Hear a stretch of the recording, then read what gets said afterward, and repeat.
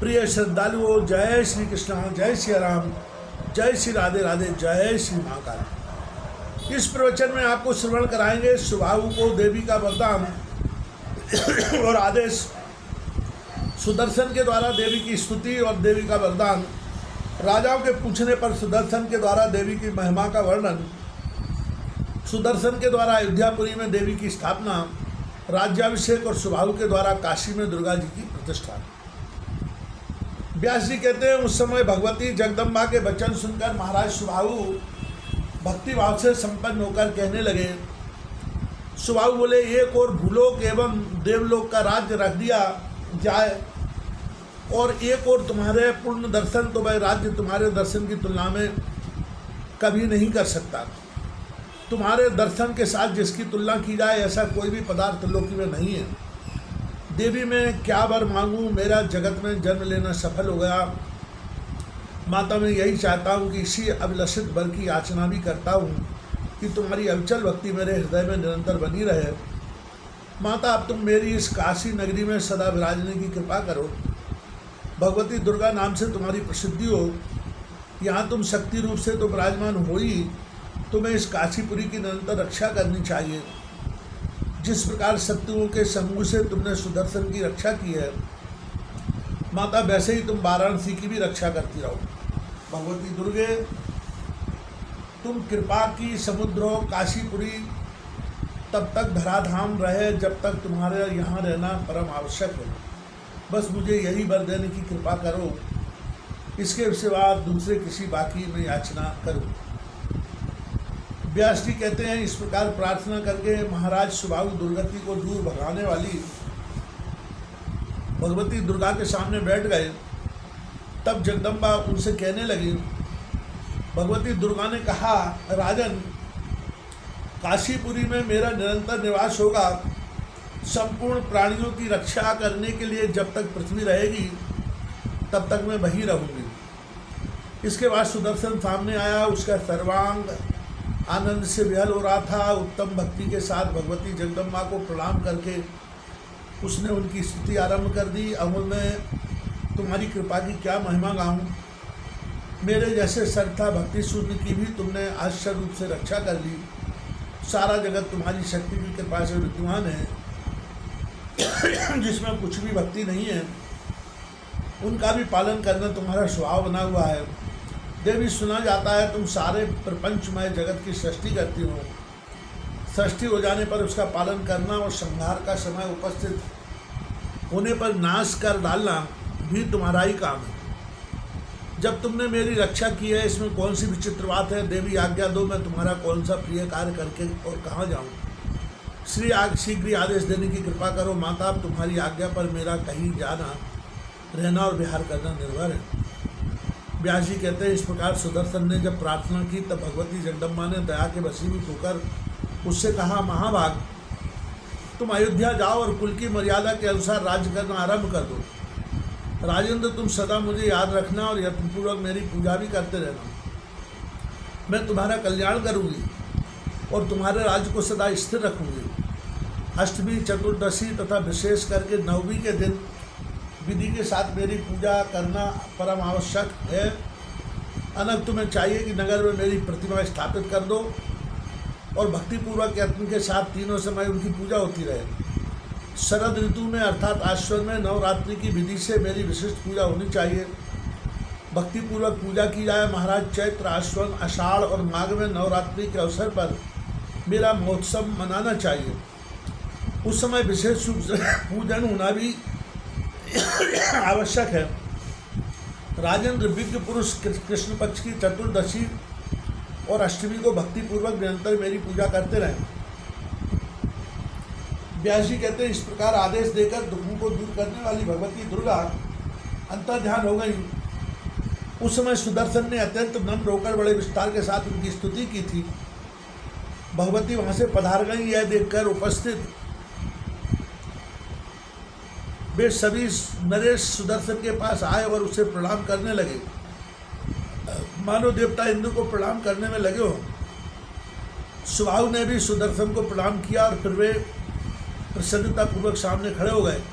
फिर सभी राजा लोग अयोध्या नरेश सुदर्शन से कहने लगे, महाराज आप हमारे शासक एवं स्वामी हैं और हम आपके सेवक हैं। आप अयोध्या में राज्य करें, हमारी रक्षा आप पर निर्भर है। महाराज आपकी ही कृपा से जगदीश्वरी भगवती जगदम्बा के दर्शन हमें प्राप्त हुए। ये कल्याणमयी देवी आदिशक्ति है। इनकी कृपा से धर्म अर्थ काम मोक्ष चारों फल सुलभ हो जाते हैं।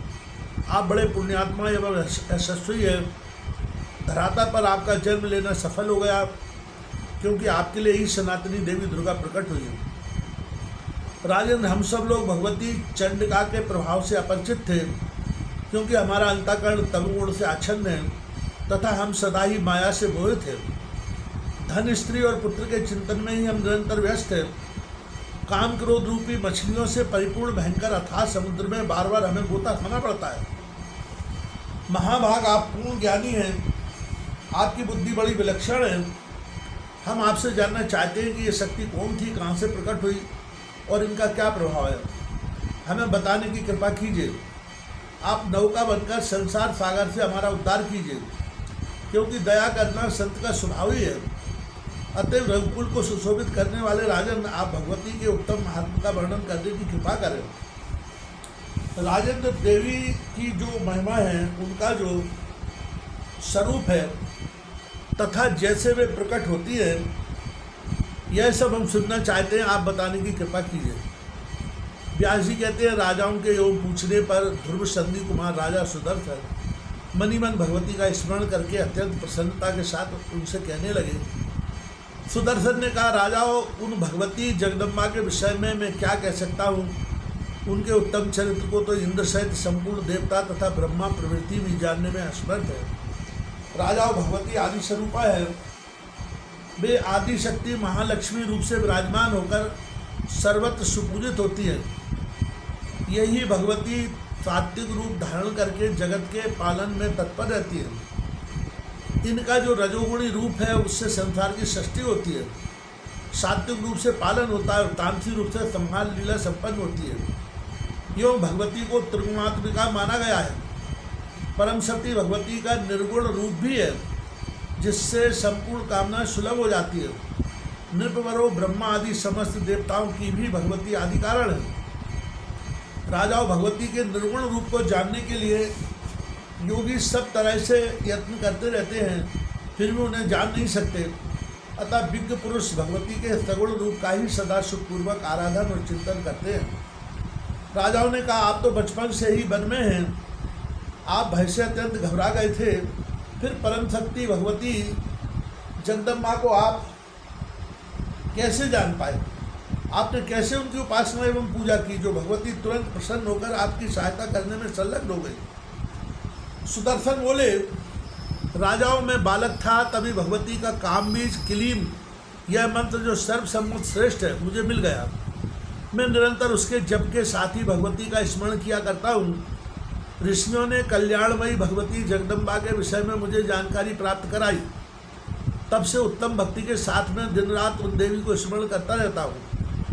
व्यास जी कहते हैं, सुदर्शन की बात सुनकर वे सभी राजा भक्ति भाव से उत्प्रोत हो गए। उनके मन में यह बात जच गई कि भगवती से बढ़कर दूसरी कोई शक्ति नहीं है। तत्पश्चात वे अपने अपने स्थानों को चले गए। महाराज सुबाहु सुदर्शन से आज्ञा लेकर काशी को प्रस्थित हुए। धर्मात्मा सुदर्शन ने भी अयोध्या की यात्रा की। राजा शत्रुजित संग्राम में काम आ गया और सुदर्शन को विजयश्री प्राप्त हुई। यह समाचार सुनकर मंत्रियों के मन में प्रेम की बाढ़ आ गई। अयोध्या नगर के निवासियों ने जब सुना कि राजा सुदर्शन आ रहे हैं, तब भेंट की सामग्री लेकर अगवानी करने के लिए वे सुदर्शन के सामने चल पड़े। इसी प्रकार सारा प्रजामंडल ध्रुव संधि कुमार सुदर्शन को राजा मानकर आनंद में विहल उठा और भांति भांति की भेंट सामग्री लेकर सभी आगे बढ़े। तदनंतर सुदर्शन अपनी पत्नी तथा माता के साथ अयोध्या पहुंचे। सभी का यथोचित सम्मान करके उन्होंने राजभवन में पैर रखा। उस समय बंदीजन सुदर्शन की प्रशंसा करते गा रहे थे। मंत्रियों ने अभिवादन आरंभ कर दिया था और कन्याएं फूलों एवं लाजाओं की वर्षा कर रही थी।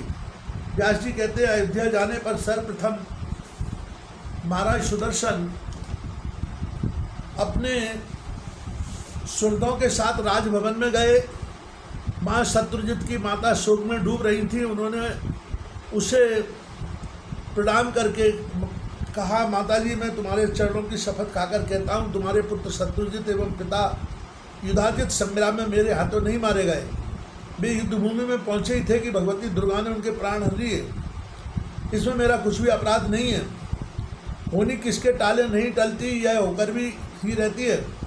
माननीय, अब तुम्हें मरे हुए पुत्र के विषय में शोक नहीं करना चाहिए, क्योंकि जीव अपने किए हुए पूर्व कर्म के अधीन होकर सुख दुख रूपी भोग भोगता रहता है।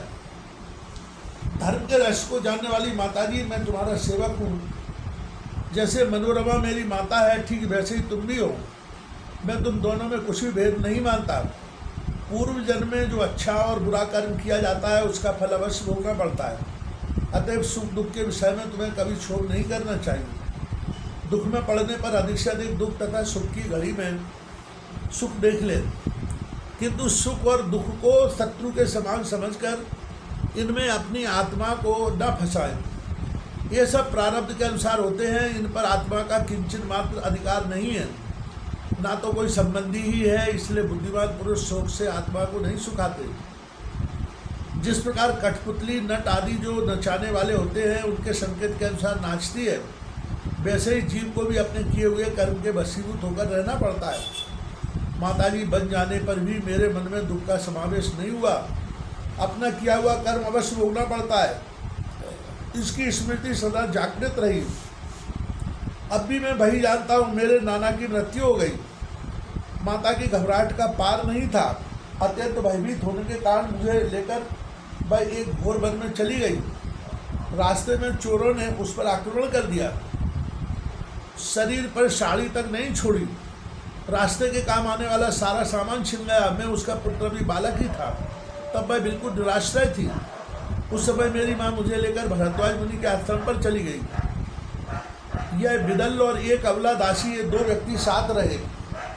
वहाँ मुनि और उनकी पत्नियाँ सभी बड़े दयालु थे। उन्होंने निबार तिन्नी के चावल और फल द्वारा भली भांति हमारा भरण पोषण किया। हम तीनों आदमी वहाँ ठहर गए, पर वह स्थिति में मेरे लिए दुखदायी नहीं हुई। आज राज्य धन मिलने पर भी मैं सुख में नहीं फूलता। मेरे चित्त में कभी बैर और मत्सरता का प्रवेश नहीं हो पाता। परम तपस्विनी माताजी, राजसी भोजन करने की अपेक्षा शाबा अथवा तीनी के चावल भोजन में उपयोग कर लेना उत्तम है, क्योंकि राजस अन्न खाने वाला नरक में जा सकता है, किंतु निवार रखने वाले को कभी नरक का द्वार नहीं देखना पड़ता। अतः विज्ञ पुरुष को चाहिए कि इंद्रियों को बस में करके सदा धर्म का पालन करें, जिससे नरक की यातना न भोगनी पड़े। माताजी, यह भारतवर्ष पूर्ण भूमि है। इसमें आकर मनुष्य का जन्म पाना बड़ा ही दुर्लभ है। आहार विहार आदि के सुख तो निश्चित ही सभी योनियों में मिल सकते हैं। ऐसे अलभ्य मानव देव को पाकर धर्म का संचय करना चाहिए, जो मनुष्यों को स्वर्ग और मोक्ष तक देने वाला है। दूसरी योनियों में यह सुयोग मिलना बड़ा ही दुर्लभ है। व्यास जी कहते हैं, सुदर्शन के यूं कहने पर लीलावती लज्जित सी हो गई। पुत्र शोक का परित्याग करके आंखों में आंसू बहाती हुई वह सुदर्शन से कहने लगी, पुत्र, मैं बड़ी अपराधिनी हूँ। मुझे ऐसी दशा प्राप्त होने में मेरा पिता युधाजित ही कारण बना। उसी ने तुम्हारे नाना को मारकर राज्य छीन लिया था। पुत्र, मैं उस समय अपने पिता युधाजित और पुत्र शत्रुजित दोनों को रोकने में असमर्थ थी। जो कुछ घटना घटी उसका कर्ता मेरा पिता ही था, अतः उसमें मेरा अपराध भी नहीं है। उन्होंने अपने किए कर्म का फल पाया, जिससे उन्हें मृत्यु के मुख में जाना पड़ा। उनकी मृत्यु में तुम कारण नहीं हो। मुझे उस पुत्र की चिंता नहीं है, मुझे तो निरंतर चिंता उसके बुरे कर्मों की लगी हुई है। पुत्र, तुम और मेरी बहन मनोरमा सदा कल्याण के भागी बने रहे। बेटा, तुम्हारे लिए मुझे कुछ भी क्रोध अथवा शोक नहीं है। महाभाग, अब तुम राज्य करो, प्रजा की रक्षा परम आवश्यक है। सुमित, भगवती जगदम्बा की कृपा से तुम्हें यह निष्कंटक राज्य मिल गया है। विमाता लीलावती की यह बात सुनकर राजकुमार सुदर्शन ने उनके चरणों में मस्तक झुकाया। तदनंतर वे अपने भव्य भवन में गए, जहाँ पहले से ही मनोरमा जाकर ठहरी थी। वहीं जाकर संपूर्ण मंत्रियों और ज्योतिषियों को बुलाया, उत्तम दिन और शुभ मुहूर्त बताने की प्रार्थना की। सर्वप्रथम सुवर्ण का बहुत सुंदर सिंहासन बनवाया। और कहा कि देवों को सिंहासन पर पधरा कर मैं सदा उनकी पूजा करूंगा। ये भगवती धर्म अर्थ काम और मोक्ष चारों फल प्रदान करती है। इन्हें आसन पर पधराने के पश्चात में राज्य करूंगा, जिस प्रकार राम प्रवृत्ति राजाओं ने किया है। नगर के सभी लोग इन कल्याणमयी भगवती जगदम्बा की उपासना करें। इन आदरणीय आदिशक्ति की आराधना करने से काम अर्थ और सिद्धि सभी सुलभ हो जाते हैं। सुदर्शन के यों कहने पर मंत्रीगण राजाज्ञा के पालन में तत्पर हो गए।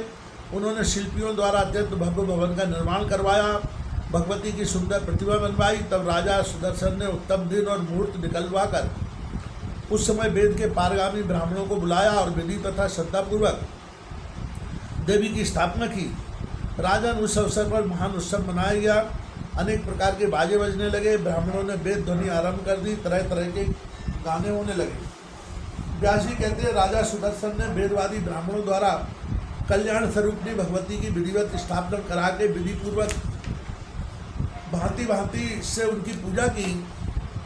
उन्होंने भगवती की अर्चा करने के पश्चात अपनी पैतृक संपत्ति एवं राज्य पर अधिकार स्वीकार कर लिया। तभी से भगवती जगदम्बिका का कौशल देश में विराजने लगी। शासन आरंभ होने पर राजा सुदर्शन ने छोटे छोटे धार्मिक राजाओं को अपने अधीन कर लिया। धर्म की मर्यादा का पालन करते हुए वे विजय प्राप्त करते थे। जिस प्रकार राम राज्य में हुआ तथा जैसे महाराज दिलीप की गद्दी पर बैठने पर रघु ने सारी प्रजा को सुख पहुंचाया और मर्यादा की रक्षा की, वैसा ही सुदर्शन ने भी किया। उस समय वर्णाश्रम धर्म के चारों चरण विद्वान थे। पृथ्वी पर कोई भी मनुष्य ऐसा नहीं था जिसका मन पाप में लगता हो। कौशल देश के सभी राजाओं ने प्रत्येक गांव में मंदिर बनवाए और देवी को स्थापित करके पूजा आरंभ कर दी। उधर महाराज सुबाहु ने काशी में भगवती दुर्गा की श्रेष्ठ प्रतिमा बनवाकर उसे मंदिर में भक्तिपूर्वक पधराया। सब लोग प्रेम और भक्ति में निमग्न होकर विधि के साथ भगवती दुर्गा की पूजा करने लगे, ठीक वैसे ही जैसे भगवान शंकर को पूजते थे। राजेंद्र बेगी भगवती दुर्गा धरातल पर देश विदेश में विख्यात हो गई। उन पर लोगों की श्रद्धा बढ़ने लगी। उस समय भारतवर्ष में सब जगह सभी वर्णों के लोग भवानी देवी की उपासना करने लगे। राजा शक्ति की उपासना में सबकी श्रद्धा हो गई, उन्हें सभी मानने लगे। वेद वर्णित स्त्रोत्रों के द्वारा जप और ध्यान करने में लोग निरत हो गए। भक्तिभाव रखने वाले पुरुषों ने सभी नवरात्रि में विधि के साथ देवी का अर्चन और हवन और यज्ञ करना प्रारंभ कर दिया।